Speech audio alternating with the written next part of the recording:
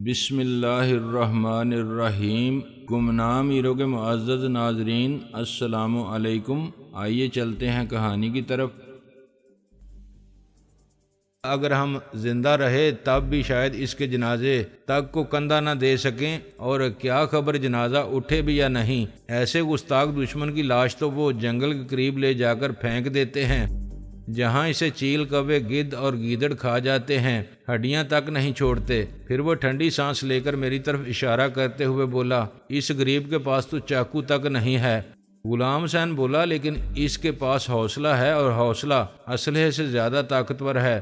میں نے اپنی تعریفوں پر انکساری سے سر جھکا لیا۔ آخر کسر نفسی بھی کوئی چیز تھی، لیکن دینو بڑا ہی حقیقت پسند یا پھر حالات کا کچھ زیادہ ہی ستایا ہوا اور دل جلا انسان تھا۔ اپنی اسی درد بری سی ہنسی کے ساتھ بولا، کیوں اس بیچارے کو بانس پر چڑھا کر مروانے کی تیاری کر رہے ہو؟ بیچارہ غریب پردیسی ہے۔ پھر وہ میری طرف دیکھ کر بولا، ہماری بک بک میں بڑا ٹائم ضائع ہو گیا ہے، لیکن اب بھی دیر نہیں ہوئی، تم چاہو تو بھاگ جاؤ۔ میں نے دکانداروں کی طرف اشارہ کرتے ہوئے کہا، یہ لوگ اب زیادتی کے خلاف دیوار بن کر کھڑے ہونے کے لیے آئے ہیں، تو میرا دل نہیں چاہ رہا کہ انہیں چھوڑ کر بھاگ جاؤں۔ میں ان کا اور تمہارا، میرا مطلب ہے تم سب کا ساتھ دوں گا۔ شاباش نوجوان۔ غلام حسین نے آگے بڑھ کر مجھے گلے لگا لیا۔ تمہارا ذکر سن کر ہی ہمارا تو حوصلہ بڑھ گیا تھا۔ اب تمہیں دیکھا ہے تو ہم بھی اپنے آپ کو شیر محسوس کر رہے ہیں۔ اب ہم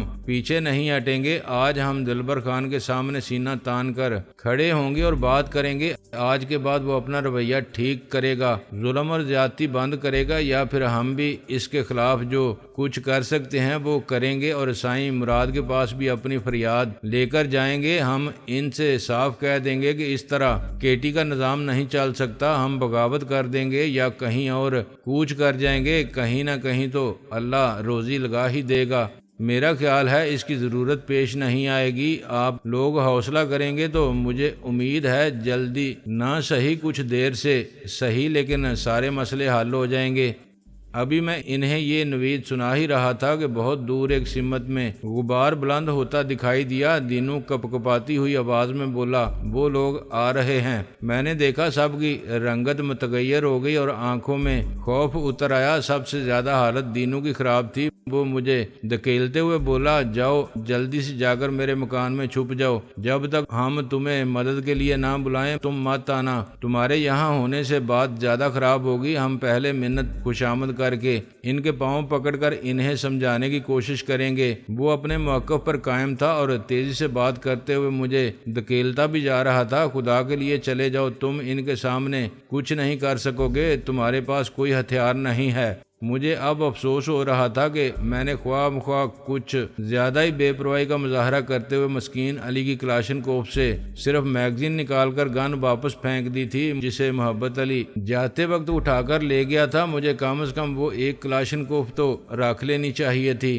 دینو کا گھر سامنے ہی چند قدم کے فاصلے پر تھا۔ میں نے اسے بارہا وہاں آتے جاتے دیکھا تھا، لیکن گزشتہ 4 دنوں میں مجھے ایک مرتبہ بھی اندر جانے کا اتفاق نہیں ہوا تھا۔ دینو تیزی سے بولا، دروازے کے پاس ہی سیڑھیاں ہیں، اوپر چھت پر جا کر چھپ جانا۔ اگر وہاں سے بھاگنا پڑا تو آسانی رہے گی۔ دوسرے مکانوں کی چھتوں پر سے پھلانگتے ہوئے اوپر ہی اوپر کسی طرف نکل جانا اور چھلانگ لگا کر بھاگ جانا اور اپنی جان کی فکر کرنا۔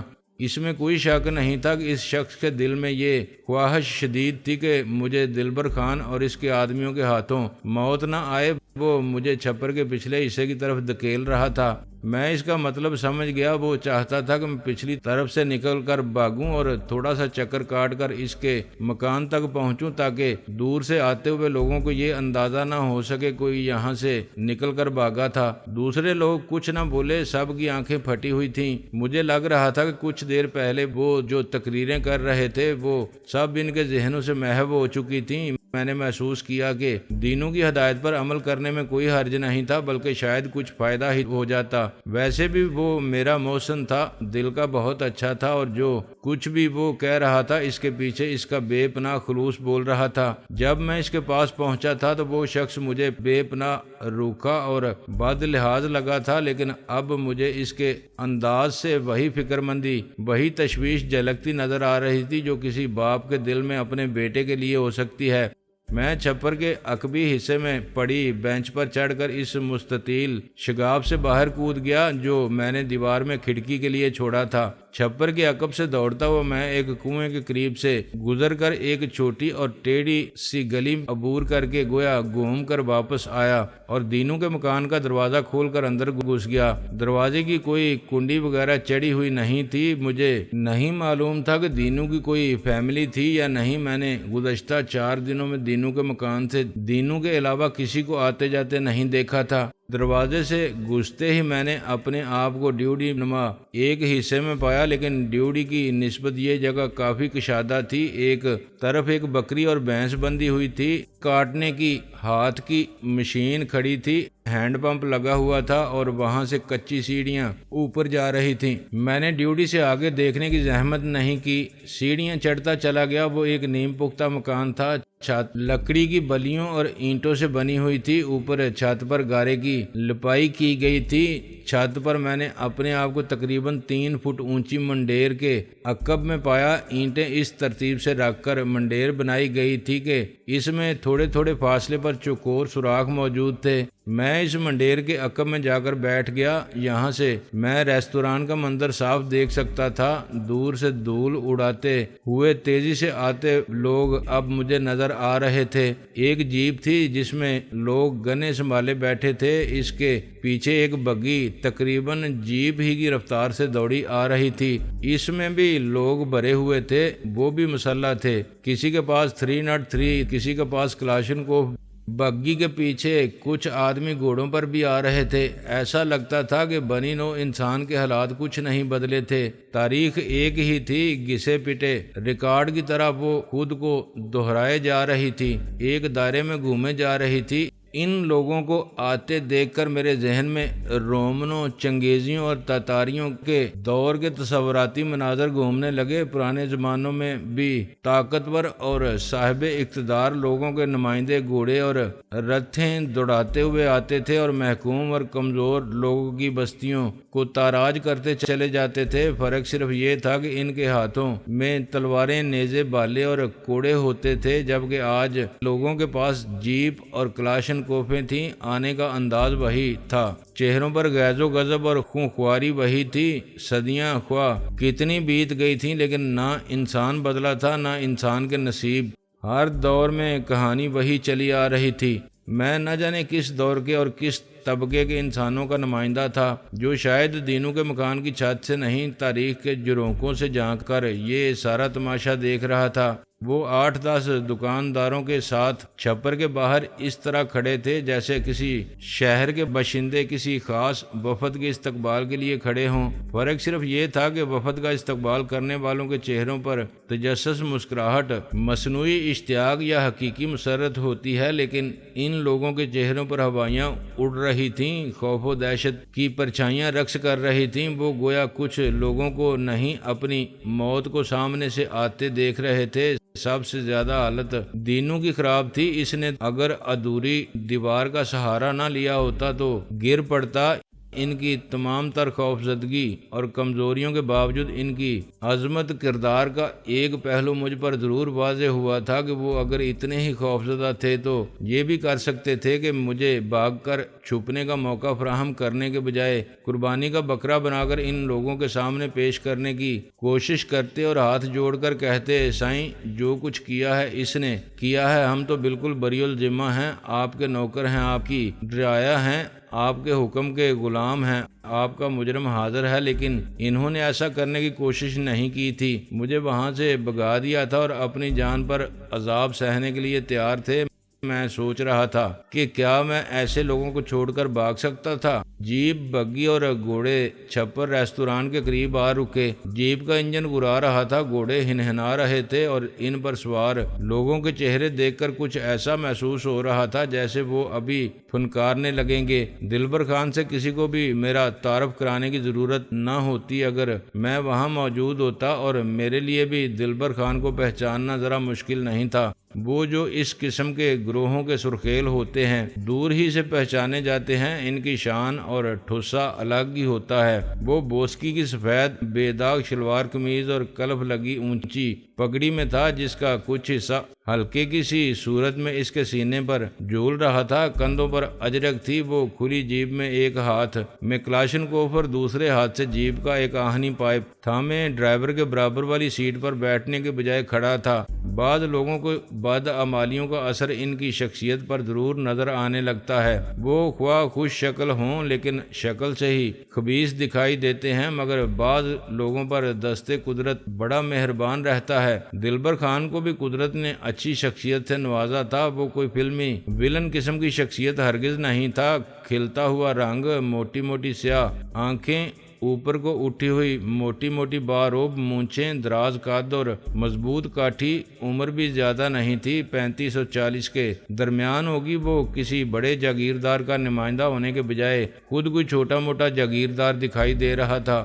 اس کے ساتھ آنے والوں میں محبت علی اور مسکین علی بھی شامل تھے۔ ان کی حالت اب بھی کچھ زیادہ اچھی نہیں تھی، لیکن شاید جوش انتقام نے انہیں جلدی سنبھلنے میں مدد دی تھی۔ وہ بگی میں تھے، سب لوگ سواریوں سے کود پڑے تھے۔ دلبر خان نے ایک ہی نظر میں چھپر ریستوران کا جائزہ لے لیا تھا۔ اس نے یکدم دینو کو گریبان سے پکڑ کر جھٹکا دیا۔ اگر دینو ذرا بھاری بھرکم نہ ہوتا تو شاید اس کے پاؤں زمین سے اٹھ گئے ہوتے۔ کدھر ہے وہ؟ دلبر خان گرجا۔ فاصلہ محض چند قدم کا تھا، میں آسانی سے ان کی آوازیں سن سکتا تھا۔ وہ تو بھاگ گیا سائیں، دینو ہاتھ جوڑتے کانپتی آواز میں بولا۔ اس کے بارے میں فیصلہ کرنا مشکل تھا کہ وہ خود زیادہ کانپ رہا تھا یا اس کی آواز۔ اس نے حتی الامکان تیزی سے بولنے کی کوشش کی۔ ہم نے اس کو بہت سمجھایا سائیں، اس کو جھگڑے سے روکنے کی کوشش کی، لیکن سائیں وہ انجان تھا، پردیسی تھا، آپ کو آپ کے آدمیوں کو نہیں جانتا تھا۔ گستاخی کر بیٹھا، لیکن بعد میں جیسے ہی اس کو پتا چلا کہ اس نے کس کے ساتھ گستاخی کی ہے تو بھاگ گیا، فوراً بھاگ گیا۔ میرا تو اس میں کوئی قصور نہیں، تیرا کوئی قصور نہیں۔ دلبر خان نے اس کا گریبان چھوڑ کر اس کے منہ پر گھونسا رسید کیا اور وہ دور جا گرا۔ اس بیچارے کا بگڑا ہوا چہرہ کچھ اور بگڑ گیا، ہونٹ پھٹ گیا اور خون بہہ نکلا۔ وہ کافی ٹھڈے پہلے ہی کھا چکا تھا۔ اب دلبر خان نے بھی اسے ایک ٹھڈا رسید کیا تو وہ بلبلا اٹھا۔ دلبر خان نے اس کے سینے پر اس طرح پاؤں رکھ لیا جس طرح بعض شکاری شیر کا شکار کرنے کے بعد اس پر پاؤں رکھ کر تصویر کھنچواتے ہیں۔ دلبر خان گرجا، تیرا یہ قصور کم ہے کہ تو نے کیٹی میں ایک اجنبی کی آمد کی ہمیں اطلاع نہیں دی اور پھر اس کو کام پر بھی لگا لیا۔ سنا ہے تیرا یہ انٹر کانٹیننٹل اسی نے بنایا ہے۔ اس نے چھپر کی نامکمل کچی چار دیواری کی طرف اشارہ کیا۔ سائیں دینو زمین پر پڑے پڑے ہاتھ جوڑ کر بولا، وہ بھوکا پیاسا تھا، پردیسی تھا۔ ہم سندھیوں کی روایت ہے بھوکے پیاسے پردیسی اور مسافروں کی مدد کرنا۔ میں اس کی مدد کیے بغیر نہیں رہ سکا۔ میرے خیال میں تو کسی بھی مسلمان کو وہی کرنا چاہیے تھا جو میں نے کیا، لیکن اگر آپ ناراض ہیں تو میں معافی چاہتا ہوں، آئندہ ایسی غلطی نہیں ہوگی۔ ایسی تیسی تیری روایت کی، سالے مولوی بننے کی کوشش کر رہا ہے۔ تجھے جو کچھ بھی کرنا تھا ہم سے پوچھ کر کرنا تھا۔ یہ بات بھول گیا تھا کیا؟ دلبر خان نے اسے ایک اور ٹھوکر رسید کی۔ میری رگوں میں لہو کی گردش تیز ہو رہی تھی، لیکن مجھے اس صورتحال میں اس طرح مداخلت کرنے کا کوئی طریقہ نہیں سوجھ رہا تھا جس سے کوئی فائدہ حاصل ہوتا۔ یوں ہی منہ اٹھا کر بیچ میں کود پڑنے اور مارے جانے سے کچھ حاصل نہیں تھا۔ جن لوگوں کے میں کام آنا چاہتا تھا اس طرح تو انہیں بھی فائدہ نہیں پہنچ سکتا تھا۔ میں اس مکان میں آ کر چھپنے کی بجائے چھپر ہی میں کسی طرح چھپنے میں کامیاب ہو جاتا تو شاید کوئی ایسا موقع مل جاتا جس سے فائدہ اٹھاتے ہوئے میں پانسا پلٹنے کی کوشش کرتا، لیکن فی الحال تو میں بے بسی سے تماشا دیکھنے کے سوا کچھ نہیں کر سکتا تھا۔ تاہم میں ہر زاویے سے جائزہ لے رہا تھا اور میرے ذہن میں خود بد جاری تھی۔ دلبر خان کو دینو نے حالانکہ یہی بتایا تھا کہ وہ اجنبی یعنی میں فرار ہو چکا تھا، لیکن اس کے آدمی پوری طرح چکنا نظر آ رہے تھے۔ وہ ہر طرف نظر رکھے ہوئے تھے۔ شاید انہیں دینو کی بات کا یقین نہیں تھا اور تھوڑا بہت بہت اندازہ اس بات کا بھی ہو گیا تھا کہ جس نامعلوم شخص نے کلاشنکوف بردار مسکین علی اور محبت علی کی ٹھکائی کر ڈالی تھی وہ یقیناً کوئی عام آدمی نہیں تھا۔ اچانک دلبر خان نے اپنے آدمیوں کو اشارہ کیا۔ اس کے اس خفیف سے اشارے کا مطلب اس کے آدمی گویا نہایت تفصیل سے سمجھ گئے۔ ان میں سے 5-6 آدمی کلاشنکوف لیے چھپر ریستوران کے گرد گھیرا ڈال کر کھڑے ہو گئے اور 5-6 آدمیوں نے وہیں پڑی ہوئی وہ تمام چیزیں اٹھا لیں جن کی مدد سے میں نے گارا تیار کیا تھا اور کچی اینٹوں کی دیواریں تعمیر کی تھیں۔ کدال، تیشہ، لوہے کی سلاخیں، لکڑی کی بلیاں، جس کو جو بھی ملا اس نے اٹھا لیا اور دیواروں پر پل پڑے۔ وہ 9 تعمیر شدہ کچی دیواریں تھیں، ابھی تو پوری طرح خشک بھی نہیں ہوئی تھیں، تیزی سے ٹوٹتی چلی گئیں۔ ویسے بھی تعمیر کے مقابلے میں تخریب آسان کام ہے، چیزیں تعمیر ہونے میں بڑا وقت لگتا ہے لیکن انہیں تباہ کرنے میں زیادہ وقت نہیں لگتا۔ یوں بھی کچھ لوگ تعمیر میں اور کچھ تخریب میں زیادہ ماہر ہوتے ہیں۔ چیزیں توڑنے، پھوڑنے، جلانے اور تباہ کرنے میں وہ نہ صرف مہارت و مشاقی کا مظاہرہ کرتے ہیں بلکہ اس سے لطف اندوز بھی ہوتے ہیں۔ یہ بھی اسی قبیل کے لوگ معلوم ہوتے تھے۔ وہ تمام دکاندار جو کچھ دیر پہلے بڑے جوش و خروش اور عزم کا اظہار کر رہے تھے وہ اب دلبر خان اور اس کے آدمیوں کو کوئی زیادتی نہیں کرنے دیں گے، کندھے سے کندھا جوڑ کر اس کے راستے کی دیوار بن جائیں گے۔ ان کے سامنے دیواریں گرتی رہی تھیں لیکن وہ دم بخود کھڑے تھے۔ دینوں کی پٹائی ہوتے بھی انہوں نے اسی خاموشی سے دیکھی تھی۔ وہ کندھے سے کندھا ضرور جوڑے کھڑے تھے مگر یکجہتی اور مزاحمت کے اظہار کے لیے نہیں بلکہ وہ در حقیقت خوف کے مارے ایک دوسرے سے تقریباً چمٹے کھڑے تھے۔ وہ دیوار ضرور بنے ہوئے تھے مگر یہ راستہ روکنے والی دیوار نہیں بلکہ آڑ فراہم کرنے والی دیوار تھی۔ ان کے چہروں پر ہوائیاں اڑ رہی تھیں، وہ یقیناً اپنی ساری تقریریں بھول چکے تھے۔ ان کے چہرے دیکھ کر اب تو مجھے یہ حیرت ہو رہی تھی کہ وہ ابھی تک دم دبا کر بھاگے کیوں نہیں تھے۔ اس دہشت کے باعث وہ اپنی جگہ سے حرکت کرنا بھی بھول گئے تھے اور دیکھتے ہی دیکھتے دیواریں ملبے کا ڈھیر بن گئیں۔ وہ ریستوران کے ساز و سامان پر ہی گر گئی تھیں۔ اپنے آدمیوں کی کارگزاری کو دیکھ کر دلبر خان کے چہرے پر طمانینت بھری مسکراہٹ ابھر آئی۔ اس دوران اس نے دینوں کا پیچھا چھوڑ دیا تھا اور وہ ہاتھ باندھ کر زمین پر اکڑوں بیٹھ گیا تھا۔ آنکھوں میں آنسو لیے وہ اپنے چھپر ریستوران کی تباہی دیکھ رہا تھا۔ یہ لے تیرا انٹرکان ہم نے ٹھیک کر دیا ہے، ابھی اسے اور اچھا بناتے ہیں، دلبر خان نے کہا اور اپنے آدمیوں کو اشاروں میں اپنا مقصد سمجھایا۔ وہ لوگ بینچوں پر چڑھے اور چند ہی لمحوں میں انہوں نے چھت کو بھی ملبے پر گرا دیا، پھر انہوں نے اس پر مٹی کا تیل چھڑک کر آگ لگا دی۔ ان کاموں میں وہ واقعی بہت مشاق معلوم ہوتے تھے۔ اتنی ہی پھرتی سے وہ یہ سب کچھ کر رہے تھے۔ باقی آدمی کلاشنکوفیں تھامے چاروں طرف کھڑے تھے اور عقابی نظروں سے ادھر ادھر دیکھ رہے تھے، گویا انہیں اندیشہ ہو کہ کوئی وہاں آ کر ان کے کام میں مداخلت کرنے کی کوشش نہ کرے۔ حالانکہ دور دور تک ایسی کسی ہستی کا نام و نشان نہیں تھا لیکن وہ بہرحال ایسی کسی بھی طاقت سے نمٹنے کے لیے تیار کھڑے تھے۔ دینوں اب باقاعدہ سر پر دوہتھڑ مار کر اور فریاد کے انداز میں بار بار آسمان کی طرف ہاتھ اٹھا کر رو رہا تھا اور دلبر جان مسکراتے ہوئے مونچھوں کو بل دے رہا تھا۔ اس دوران ایک عجیب احساس نے نہ صرف مجھے شیل کر دیا تھا بلکہ میں اپنی اس کیفیت پر بے پناہ حیران بھی تھا۔ میرے احساسات اس وقت بالکل وہی تھے جو اس وقت تھے جب لاہور میں نے اپنے پرسکون مکان کو ملبے کا ڈھیر بنے دیکھا تھا۔ اس مکان کی مالیت کروڑوں میں تھی، اس کا اور اس معمولی چھپر کا کوئی مقابلہ نہیں تھا مگر میرے دل میں وہی رنج، وہی غم غصہ تھا اور کچھ ویسے ہی نقصان کا سا احساس تھا۔ شاید وہ دکھ، وہ احساس زیاں در حقیقت دینوں کا تھا جو میرے دل میں منتقل ہو گیا تھا۔ ظاہر ہے دینوں کے لیے تو اس کا چھپر ریستوران اتنا ہی اہم رہا ہوگا جتنا میرے لیے میرا کروڑوں کا بنگلہ، یا پھر میرے اس بے انداز دکھ کی شاید ایک اور وجہ تھی، وہ یہ کہ میں نے کچی اینٹوں اور گارے کی اس چار دیواری کو اپنے ہاتھوں سے تعمیر کیا تھا۔ کوئی شاید تصور بھی نہیں کر سکتا تھا کہ یہ چار دیواری بنانے کے لیے ملک کے ایک معروف گروپ آف کمپنیز کے مالک ایک نہایت ہی سرکش قسم کے کروڑ پتی نے زمین کھودی تھی، مٹی نکال کر گارا بنایا تھا، تسلے میں گارا اور اینٹیں ڈوئی تھیں، پھر ایک ایک اینٹ اپنے ہاتھ سے رکھی تھی۔ 4 دن تک ایک راج مزدور کے روپ میں اس نے اپنا خون پسینہ اس چار دیواری کی بنیادوں میں رچایا تھا۔ یہ سب کام اس شخص نے کیے تھے جسے پانی پلانے کے لیے 20 سیکٹری ملازم، بٹلر یا 5 سٹار ہوٹلوں کے ویٹر مستعد کھڑے رہتے تھے۔ کیا کوئی اس پر یقین کر سکتا تھا؟ مجھے امید نہیں تھی۔ وہ چار دیواری میری تخلیق تھی۔ نہ جانے کتنے برسوں بعد میں نے اس قسم کی مشقت میں اپنا ہاتھ ڈالا تھا، اور یہ سچ تھا کہ میں نے اس کام کو مصیبت یا بیکار سمجھ کر نہیں بھگتایا تھا۔ میں اس سے لطف اندوز ہوا تھا۔ دیکھنے والے کے لیے وہ ایک معمولی سی کچی چار دیواری تھی، اور کسی معمار یا کاریگر کو شاید اس میں ہزاروں نقص نظر آتے، لیکن میری نظر میں وہ بہت خوبصورت تھی۔